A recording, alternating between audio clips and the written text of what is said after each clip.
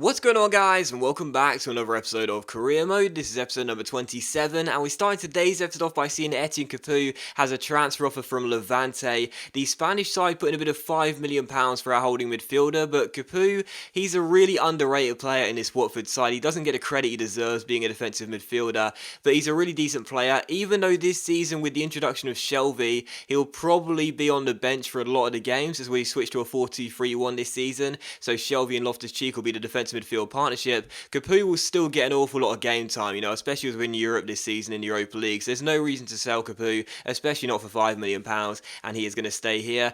Following out some player training, and also Riedewald wants a new contract, and we also take on Cardiff City for the first game of today's episode here, taking on the Welsh side at Vicarage Road for the second Premier League game of the season. We won the opening game against Hull City by 2-0. Deeney from the spot, and then Loftus-Cheek, who made it 2-0 in that game. So taking on Cardiff, another newly promoted side, just like Hull City were. First chance of the game would fall in the 14th minute. Some nice passing between Loftus-Cheek and Deeney. Eventually saw Deeney give the ball to Loftus-Cheek, and that really should have been 2 goals in 2 games for Ruben Loftus-Cheek. Completely messed up the finish, and it was still 0-0. Had a good chance here though as Buffal finds Loftus-Cheek in the 18th minute. He spreads the play out wide towards Marco Ryan Taller, our scout future star. Just barges the Cardiff City man off the ball. Takes aim. It's a good save by Marshall, but Loftus-Cheek tucks in the rebound and does get his second goal in 2 games and make it Watford 1 at Cardiff 0. So disappointed Ryan Tyler couldn't finish that one. It would have been a nice goal as he just takes out the Cardiff defender, just barges him out of the way there. But sadly Marshall made the save, but there was Loftus-Cheek to tap in the rebound and make it 1-0 to Watford. So 2 goals already in 2 games for Loftus-Cheek. Absolutely love this guy. And in the 31st minute we had another good chance here. Our right back Neom goes for goal, but it wasn't the best of strikes, and he goes harmlessly wide the post and behind for a goal kick. But it was still 1-0 in this game to Watford. Cardiff had their first chance of the game in the 41st minute though, and as they crossed the ball in here, Joel Matip, well, he had a good debut against Hull City, but this wasn't the best piece of defending here. The cross comes in from the left-hand side. He tries to head the ball away. He's 6'4" or possibly 6'5", Matip. I really do like him. I've said that before, but this was a very bad defensive header. Heads it straight to Gunnarsson, who strikes it on the volley. It's a nice finish, don't get me wrong, but that was poor defending by me and Matip there. And of course, Gunnarsson does rifle in the volley and make it Watford 1, Cardiff 1. So half time, you can see 1-1 was the score. Cardiff had really done nothing other than get the goal, to be honest, to equalise, and it was 1-1. And in the second half here, 56 minutes in, they had a great chance to make it 2-1 Cardiff. They get away inside towards Adam Lafondra, plays it back towards Gunnarsson, going for his second goal of the game, but rifles a shot wide, the post and behind for a goal kick. One of the final chances of the game would fall here in the 80th minute here. Charlie Austin gets on the ball off the bench and finds Buffal. What a fantastic first goal for the club that would have been by our new attacking midfielder, but sadly after the 2 skill moves, puts the shot wide, the post and behind for a goal kick, and it was how the game would finish. Sadly, final score Watford 1, Cardiff 1. And don't get me wrong, it's not a disastrous result or anything, and it's only the second game of the season, but those are the games where you really need to win. You're at home against a newly promoted side. Your last game was pretty comfortable. You've got to have a consistent run of results, and that was a really, really poor game for me there. I had 6 shots, 2 of which on target. Cardiff had far more possession at 55 to 45%, but I should have won that game. I had a couple of great chances. We should have put the ball in the back of the net more than once, and of course Cardiff only really created 1 or 2 proper chances, one of which resulted in a goal. So I was frustrated we didn't didn't win that game even. Glad we didn't lose the game for sure, but frustrated we didn't win that game. Should have done, but I'm sure we'll get it right next time round.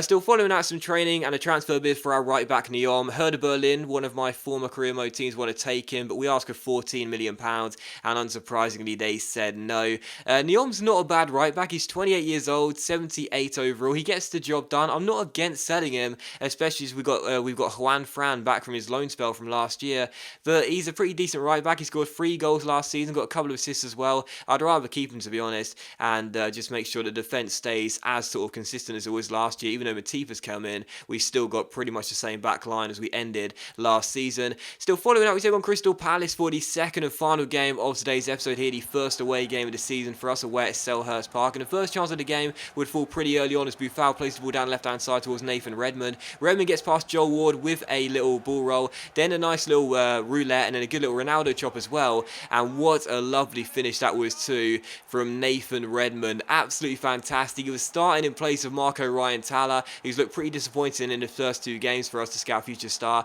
Thought I'd give Redmond his first start of the season, and I'm so glad I did just 90 minutes in. That was absolutely lovely from Redmond. Maybe an early contender for goal of the season, you never know. 3 nice skill moves and a crisp finish by Redmond as well. It hits the post and just about sneaks into the back of the net. Really nice finish there. Absolutely no chance for Speroni, and Redmond makes it Palace 0, Watford 1. So already a goal up in this game. Nathan Redmond was first for the club. He came for £2 million plus Gerardo, and he's already looking like a decent signing. Still in the 26th minute here, we won ourselves a penalty, and this was just absolutely ridiculous. We crossed the corner into the centre. Loftus-Cheek has a free header, hits it over the bar, but as you can see, I don't even know where the infringement was here. Matip gets taken down, but you know, for me, that is just a really poor decision and never a penalty. So the referee did give us our second penalty in 3 games, but I just didn't think it was one at all, to be honest. I couldn't see where the foul was, and I just couldn't see this being a penalty in real life. So I just chipped it down the middle. I know some of you guys out there don't like me doing that. This may be the first career mode of mine you've watched, but it's something I've done since FIFA 14, so I just keep it consistent like that. And we intentionally, well, not intentionally missed a penalty. We chip it down the middle and give the goalkeeper the best chance of saving it, and he did. So still Crystal Palace 0, Watford 1. We may have missed a penalty, but we don't take long before getting our second goal. Not long after missing the penalty, Troy Deeney does get a goal after all, and it's another assist for Buffal as well. Slides the through ball inside towards Deeney's path. Gets a little bit lucky, but there's nothing lucky about the finish from Troy Deeney. It's his second goal in his third game to start the season off with.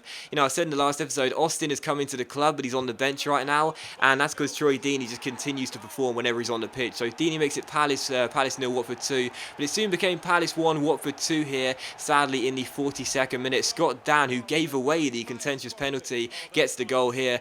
It was really frustrating as well. Poor defending by me, yes, but Jack Butler made an absolutely fantastic save from point blank range, but sadly it fell to Scott Dan. Had Buffal just stood up on the post there, he probably would have blocked it and just got a whack in the face, but instead he moved to his left hand side. It sneaks inside the post, and Scott Dan does make it Palace 1, Watford 2. So Palace back in the game here with their first real chance of the game. We had a good chance in the 50th minute to extend our lead and make it a 2-goal cushion again. This header went just wide of the post and behind for a goal kick though, and it was still Palace 1, Watford 2. And from the goal kick, Julian Speroni launched it long, and Loftus-Cheek wins it back for us. Traore flicks it back to our right back Neom. Plays it inside towards Deeney, who gives a little backheel towards Buffal. Buffal plays it across to Loftus-Cheek, inside towards Deeney. Some nice passing here, sees Redmond find Buffal. We're building the play up pretty nicely here. Buffal's on the ball, plays it inside towards Troy Deeney, takes it around his man and goes for goal. First shot is blocked, but a second attempt comes back to him, and the shot is well saved by Speroni and turned behind for a corner. So still Palace 1, Watford 2. And from the corner it's crossed in. Traore wins the header, but it goes harmlessly over the bar and behind for a goal kick. So still 2-1 to Watford. But in this game,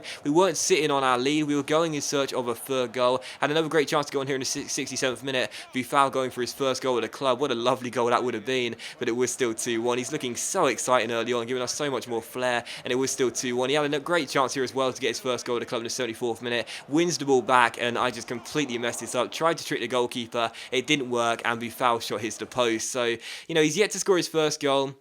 He should have had one of those 2 attempts there, but I messed up with the second one really badly. I was one-on-one with the goalkeeper and tried to trick him, and it didn't work. But either way, he's looking so good early on, I have to say. Buffal is making this team look so much more energetic and giving us a lot more flair and a lot more style, especially through the middle of the park. Still, the final score was Palace 1, Watford 2. As you can see by the stats here, we had 11 shots, 5 of which on target. A little bit less possession, yes. Buffal was my player of the match for a really solid performance.